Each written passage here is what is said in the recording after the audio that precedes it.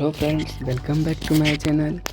तो आप सभी का स्वागत है हमारे चैनल पे। तो आज हम फिर एक नए एनालिसिस के साथ आ गए हैं। तो ये जो एग्ज़ाम है KVS 2023, ठीक है फ्रेंड्स, KVS 2023 TGT साइंस के हैं, जो 12/2/2023 के शिफ्ट सेकेंड के हैं, ठीक है फ्रेंड्स। तो इसमें Hindi, English, GA, CA, computer और पेडागोजी के बारे में चर्चा करेंगे फ्रेंड्स। तो पहले CDP की बात करते हैं फ्रेंड्स। CDP से जो क्वेश्चन बना था NEP से आया था क्वेश्चन फ्रेंड्स। NEP के बारे में तो NEP नई पैटर्न किस पर आए थे वो पूछा गया था। तो NEP का जो नया पैटर्न दोस्त आधारित है वो 5-3-3+4 है ना। तो ये न्यू पैटर्न है और इस पैटर्न के अंतर्गत 3 से 18 साल तक के बच्चे को कवर किया गया है। इस सवाल पूछ देगा कि पूरे पैटर्न में कितने साल तक के बच्चे को कवर किया गया, तो 3 से 18 साल तक की पूरी एज को कवर किया गया, ठीक है फ्रेंड्स। फिर है फ्रेंड्स कि इसके 5 स्तंभ होते हैं। थोड़ा सा मैं वीडियो लंबा करूँगा फ्रेंड्स, क्योंकि इम्पॉर्टेंट वीडियो है और NEP से बहुत सारे सवाल बन सकते हैं। NEP के जितने भी पॉइंट्स हैं मैं आपको सारे पॉइंट्स आज क्लियर कर दूंगा। तो NEP के 5 स्तंभ फ्रेंड्स, देखिए ये 5 स्तंभ कौन कौन है फ्रेंड्स। एक पहुँच है, समता है, समानता है, अफोर्डेबिलिटी है और जवाबदेही है। तो इसके 5 स्तंभ, कितने स्तंभ? 5 स्तंभ। पहला पहुंच, दूसरा समता, तीसरा समानता और चौथा अफोर्डेबिलिटी और पांचवा जवाबदेही। अब है कि NEP का गठन कब हुआ था फ्रेंड्स। देखिए यहाँ बना लिखा हुआ है NEP का जो गठन हुआ था फ्रेंड्स जून 2017 को। तो किसके द्वारा किया गया था?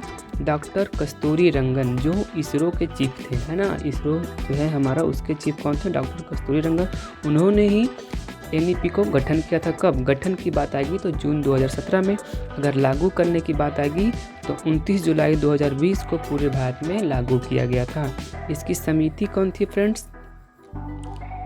मसौदा समिति थी।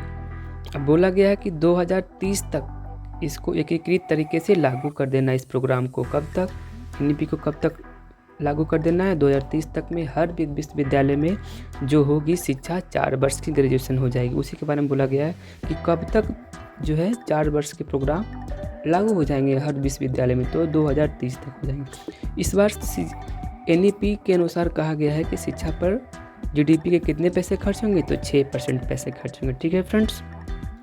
और कुछ फ्रेंड्स एक्स्ट्रा पॉइंट बताता हूँ मैं। NEP जो है 21वीं सदी की पहली नीति है।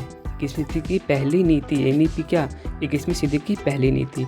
तो पहला सबसे 21वीं सदी की बात कर रहा हूँ, सबसे पहले कौन आया था? 1968 में फर्स्ट बार आया था, दूसरा 1986 में आया और तीसरा जो है 2020 था, है ना। देखिए अब इधर फ्रेंड्स इसमें कुछ जो होते हैं 5 स्तंभ तो आपको बता दिए मैंने, पहुंच, समता, समानता, प्रोडक्टिविटी और जवाबदेही।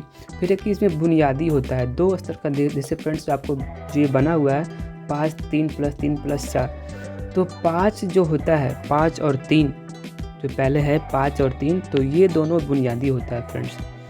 और ये दोनों का जो काल होता है 3 से 8 साल तक का। देखिए फ्रेंड्स ये जो है 5, पहला 5 और दूसरा 3, तो ये दोनों जो है किसके अंतर्गत आएगा? बुनियादी या आधारभूत अवस्था के अंतर्गत आएगा, जिसके माध्यम से हम बच्चों को कहानियाँ, पंचतंत्र, हितोपदेश की बारे में, चीज़ों के बारे में बताते हैं। इसी को मतलब फाउंडेशनल जो एज होता है, बुनियादी स्तर होता है, ये कितना साल तक? 3 से 8 साल तक का होता है। और पहला 3 साल जो पहला आपका है 5-3, तो पहले जो होता है फाउंडेशनल मतलब क्लास 1 और 2 के लिए होता है। और जो ठीक है ये जो 5 है आपका, पहला 5 जो है ये फंडामेंटल जो है क्लास 1 और 2 के लिए है, ठीक है। और जो 3 होता है वो आपका प्राइमरी होता है, तो 3 से 5 के लिए। फिर अगला जो 3 है वो 6 से 8 के लिए होता है, मतलब। और आपका यह सवाल आता है कि व्यवसाय कब शुरू होता है, किस कक्षा में व्यवसाय का शुरुआत होता है, तो क्लास 6 में हो जाता है। फिर है कि जो 4 है लास्ट में आपका वो सेकेंडरी होता है, 9 से 12 क्लास का। तो मैंने बता दिया कि पहला 5 जो है वो 1 से 2 के लिए होता है, ठीक है। और जो दूसरा 3 आपका आता है वो 3 से 5 क्लास तक का होता है। फिर अगला जो 3 आता है वो मिडिल होता है, 6 से 8 क्लास तक का। फिर चौथा जो है आपका 4 जो है वो 9 से 12 तक का होता है फ्रेंड्स। और व्यावसायिक जो आपकी जो शिक्षा है वो क्लास 6 में स्टार्ट हो जाएगी फ्रेंड्स, NEP 2020 के अनुसार फ्रेंड्स। फिर अगला है फ्रेंड्स, देखिए मैंने बताया कि बुनियादी शिक्षा में बुनियादी स्टेज में क्या मिलता है उसको, मतलब आधारभूत, बुनियादी को ही हम आधारभूत अवस्था भी कहते हैं फ्रेंड्स। बुनियादी को क्या कहते हैं? आधारभूत अवस्था भी कहा जाता है फ्रेंड्स। इस अवस्था में बच्चों को कहानी के माध्यम से, पंचतंत्र के माध्यम से, कहानियाँ, पंचतंत्र, हितोपदेश के माध्यम से बच्चों को सिखाते हैं, समझाते हैं। उसके बाद फ्रेंड्स देखिए, बुनियादी स्तर में तो मैंने आपको बताया भी ऊपर कि 8 साल तक का होता है फ्रेंड्स। तो बुनियादी स्तर में ये जो पहले 3 साल होते हैं उसके बच्चे के, वो आंगनबाड़ी में बिताता है। कहाँ? आंगनबाड़ी में। और उसी को KVS नाम क्या दिया है? बाल वाटिका। क्या कहता है उसे KVS? बाल वाटिका, है ना। जब KVS के बारे में बात आएगी तो बाल वाटिका मारना। तो पहले 3 साल तक बच्चा आंगनबाड़ी में रहता है। किसके अनुसार? ठीक है। तो ECC के अनुसार भी वो कहा जाता है कि बच्चा आंगनबाड़ी में पढ़ता है। कितने साल तक? 3 से 6 साल तक। जैसे ही 7 साल होता है तो बच्चा 3 से 7 साल तक रहता है आंगनबाड़ी में। 7 से 8 तक रहता है कक्षा 1 में। ठीक है फ्रेंड्स। देखिए क्लास 1-2 में कहाँ गया फ्रेंड्स? 7 से 8 साल हो गया ना। तो बच्चा 1 से 2 में, क्लास 1-2 में कब गया है? 7 से 8 साल में, है ना, बुनियादी स्तर के दौरान। और जो ECC है वो कहता है कि 3 से 6 साल तक बच्चा कहाँ तक पढ़ेगा? आंगनबाड़ी में, है ना। 3 साल तक। तो 3 से 6 कितना फ्रेंड्स हुआ? फ्रेंड्स 3 साल हुआ ना। तो 3 से 6, तो 3 साल तक बच्चा आंगनबाड़ी में रहेगा ECC के अंतर्गत, है ना। वो भी बुनियादी। और 1 to 7 और 7 साल से लेके 8, मतलब 1 साल रहता है 7 से 8 ईयर्स तक। चलिए फ्रेंड्स आगे बताता हूँ।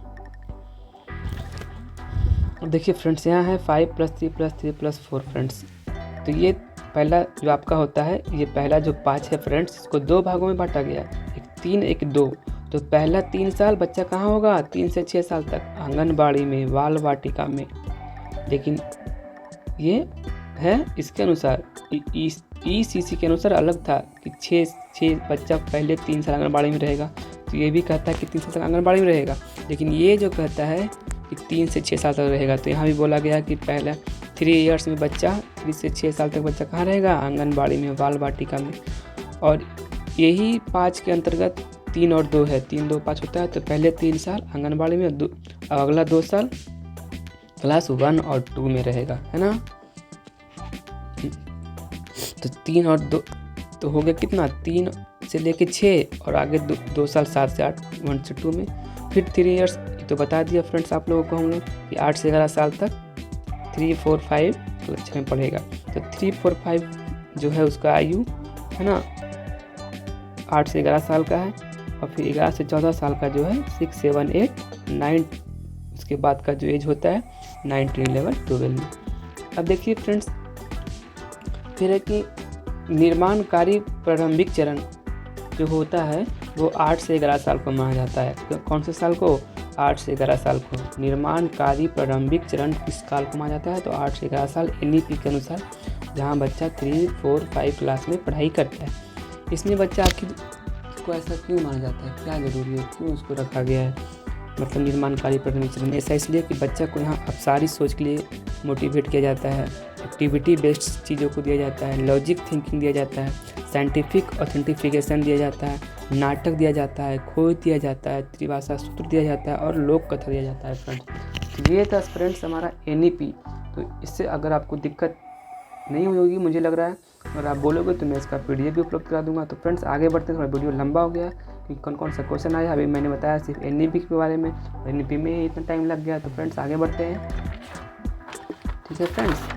ठीक है फ्रेंड्स, एक सवाल आया था फ्रेंड्स ECC से। मैंने बताया सर फ्रेंड्स ECC से सवाल आए हैं, है ना फ्रेंड्स, जिसे बोलते हैं yearly childhood care and education, बचपन की देखभाल व शिक्षा।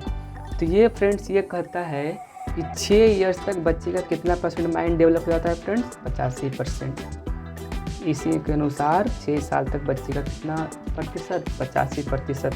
संचयी मस्तिष्क का विकास 85% तक हो जाता है। बच्चे के अंदर का जो ब्रेन होता है डेवलपमेंट हो जाता है।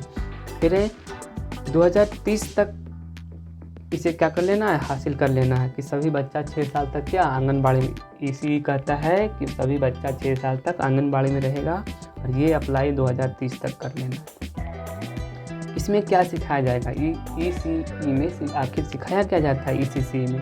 तो बच्चे को अल्फ़ाबेट, भाषा, काउंटिंग, है ना, ड्राइंग, क्राफ्ट, म्यूजिक, कठपुतली, तार्किक सोच, लॉजिक थिंकिंग जो होता है, रीजनिंग, पजल, पहेली, इंडोर गेम, आउटडोर गेम, सहयोग की भावना, कोलैबोरेट की भावना, तो ये सब वगैरह इसी के बारे में कहा गया है। ठीक है फ्रेंड्स, इसी से सवाल बने थे यार फ्रेंड्स। तो फ्रेंड्स आप लोगों को मैंने जैसे बताया कि NEP से बने हैं, ECC से बने हैं फ्रेंड्स, फिर RTE 2009 से फ्रेंड्स बने हैं। RTE से भी सवाल आए थे, है ना, कि कितने टाइम होता है पढ़ाने का, एक टीचर एक सप्ताह में कितना पढ़ाएंगे, एक महीना में कितना पढ़ाएंगे, एक साल का वर्किंग डे होता है कितना बच्चे का रेशियो है ना फ्रेंड।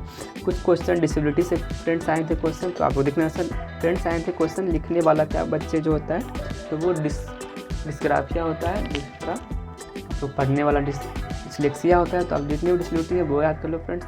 और जो कुछ फ्रेंड्स क्वेश्चन बनते हैं मैं बता देता हूँ। NCF 2005 से बने थे, एवोल्यूशन से बने थे, टीचिंग टूल से बने थे, है ना फ्रेंड्स। और फिर एक असेसमेंट से फ्रेंड्स आए थे, किससे फ्रेंड्स, असेसमेंट से आया था सर, जो 4 होता है, एज होता है, ऑफ होता है ना, असेसमेंट 4 एज होता है, अधिगम के लिए आकलन, अधिगम का आकलन, अधिगम के रूप में आकलन, सीखने का आकलन, इस तरह से सवाल बने थे फ्रेंड्स। अब फ्रेंड्स आगे बात करते हैं हिंदी की और इंग्लिश की। तो हिंदी में फ्रेंड्स 2 स्थानों में पूछे गए थे, है ना, सिंपल पार्ट्स ऑफ स्पीच ज़्यादा। तो फ्रेंड्स अगर आप लोग ग्रामर अच्छा करना है तो आप लोग पार्ट्स ऑफ स्पीच पे ध्यान दो, एक्टिव पैसिव पे ध्यान दो, इनडायरेक्ट स्पीच पे ध्यान दो, टेंस पे ध्यान दो फ्रेंड्स, यहाँ से सवाल ज़्यादा बन रहे हैं फ्रेंड्स। ठीक है फ्रेंड्स, आर्टिकल पे ध्यान दो फ्रेंड्स ज़्यादा, अगर अभी आप लोग को प्रेशर नहीं लेना है, पार्ट्स ऑफ स्पीच डिवीजन कर लो, है ना, फिर द ब्लैंक्स जो आर्टिकल वगैरह से आते हैं, एक्टिव पैसिव, इनडायरेक्ट, टेंस और आर्टिकल। और ज़्यादा समय है तो नाउन प्रोनाउन कर सकते हो। हिंदी में पैसा ये था, नॉर्मली 2 लाइन का था। फिर उपसर्ग पर एक ऐसा सवाल आया था कि किसमें उपसर्ग और प्रत्यय दोनों है ना, ये सवाल पूछा था फ्रेंड्स। तो उपसर्ग भी है और प्रत्यय भी है, तो कौन है वो बताना है ना। फिर एक किरण का पर्यायवाची कौन नहीं है वो आपको छाड़ना था, अपने पता। फिर दुर्भाग का विलोम पूछा था, है ना। फिर फ्रेंड्स है तत्सम और तद्भव के बारे में, तो ये पढ़ लीजिएगा फ्रेंड, तद्भव और तत्सम और संधि जरूर पढ़िएगा फ्रेंड्स, यहाँ से क्वेश्चन बन रहे हैं, तत्सम तद्भव संधि, है ना। फिर है फ्रेंड्स कंप्यूटर का सवाल, कि माइक्रोसॉफ्ट से सवाल था फ्रेंड्स, है ना। DPI का फुल फॉर्म पूछा था फ्रेंड्स, आउटपुट और इनपुट डिवाइस कौन कौन है वो आप लोग देख लीजिएगा। ऑपरेटिंग सिस्टम से पूछा था कौन एक ऑपरेटिंग सिस्टम है, जैसे एंड्रॉयड, मेजोला, वगैरह वगैरह। फिर पूछा था एक सवाल कि डेसिमल टू हेक्साडेसिमल में कौन सा ऐप परिवर्तित, कौन सा ऐसा ऐप है, एप्लीकेशन है जो डेसिमल टू हेक्साडेसिमल में चेंज करता है, कन्वर्ट करता है, तो आप लोग देख लेना। रीजनिंग से बहुत हल्के क्वेश्चन आ रहे हैं, ब्लड रिलेशन से क्वेश्चन थे, सिटिंग अरेंजमेंट से क्वेश्चन थे, और एक निष्कर्ष से थे, वेन डायग्राम से थे, उसमें चेयर टेबल कब दिया हुआ था, है ना, कुर्सियाँ दिया हुई थी। फिर जीके की बात करते हैं फ्रेंड्स, जीके में था द्रोणाचार्य पुरस्कार अवार्ड 2022 किसे मिला है। मैं बार बार बोल रहा हूँ, जितने पुरस्कार मिले हैं आप लोग याद कर लीजिए। अगर आप लोग चाहते हैं कि मैं उसे एक वीडियो के रूप में बना दूँ तो आप लोग कमेंट करके बताओ कि मैं वीडियो बनाऊँ या ना बनाऊँ। फिर एक साहित्य अकादमी पुरस्कार असम भाषा का किसे दिया गया था, 1986 में कौन सा स्टेट बना है फ्रेंड्स वो बताना है आप लोग को। महात्मा गांधी की पत्रिका का एक नाम पूछा था। फिर हिमालयन रीजन इन इंडिया कौन कौन है वो पूछा था फ्रेंड्स। अब मैं साइंस की बात करूँ, TGT वाले के लिए स्पेसिफिक सब्जेक्ट TGT, तो ये साइंस का था। उसमें आया था कार्बन आइसोटॉप के बारे में पूछा था, हर्ट से क्वेश्चन थे, मैकेनिज्म से थे, सेलुलर जो होता है एक कोशिकीय बहुकोशिकीय, है ना, मल्टी सेलुलर, खनिज से थे, न्यूट्रिशन एंड करंट इलेक्ट्रिसिटी से क्वेश्चन थे, कैल्शियम सोर्स और फंक्शन से थे, फ्लावर पार्ट से मतलब फ्लावर का पार्ट जो होता है वो पूछा गया था, ओवरी वगैरह जो होता है क्या क्या होता है ना उसमें, वो ओवलेशन से पूछा गया था, ग्रेविटी से क्वेश्चन था, न्यूमेरिकल 5 से 8 न्यूमेरिकल पूछे गए थे फ्रेंड्स, 5 से 8 न्यूमेरिकल की बहुत मात्रा बढ़ी है फ्रेंड्स। और प्रोक्रेटिक और इकोक्रेटिक से सवाल है। तो फ्रेंड्स आप लोग यहाँ प्रोक्रेटिक बहुत इंपॉर्टेंट है ना, प्रोक्रेटिक पे ध्यान दीजिए आप लोग, प्रोक्रेटिक, इकोक्रेटिक, सेलुलर, मल्टी सेलुलर और हार्ट। तो बायोलॉजी पे ज़्यादा आप, अगर आप फ्रेंड्स बायो पर थोड़ा ज़्यादा ध्यान दीजिएगा, अगर आप साइंस TGT हैं तो बायो पे ज़्यादा फोकस कीजिएगा। बायो और फिजिक्स फ्रेंड्स ज़्यादा सवाल आ रहे हैं देखिए, क्योंकि यहाँ कार्बन आइसोटॉप, केमिस्ट्री का मात्र एक क्वेश्चन बना है, क्योंकि heart, mechanism, cellular, multi cellular, nutrition, current electricity, calcium source and function, flower part, evolution, gravity, numerical 5 से 8 हैं। प्रोकैरियोटिक, यूकैरियोटिक, केमिकल रिएक्शन 3 से 4 सवाल बने हैं फ्रेंड्स। तो आप लोग केमिकल रिएक्शन को अच्छे से करके आइएगा फ्रेंड्स। तो फ्रेंड्स आज का वीडियो यही समाप्त होता है। फिर से मिलेंगे एक नई वीडियो के साथ, नई एनर्जी के साथ। अगर आप लोग को मेरी एनर्जी, मेरी प्रयास थोड़ी सी भी अच्छी लगती है तो फ्रेंड्स लाइक ज़रूर कीजिएगा फ्रेंड्स, प्यार भी ज़रूर दीजिएगा फ्रेंड्स। हम इसी प्यार के भूखे हैं फ्रेंड्स, इससे ऊर्जा भी मिलती है हमें आगे वीडियो बनाने की। तो इस तरह से वीडियो को समाप्त करते हैं, मिलते हैं नेक्स्ट वीडियो में। जय हिंद, जय भारत।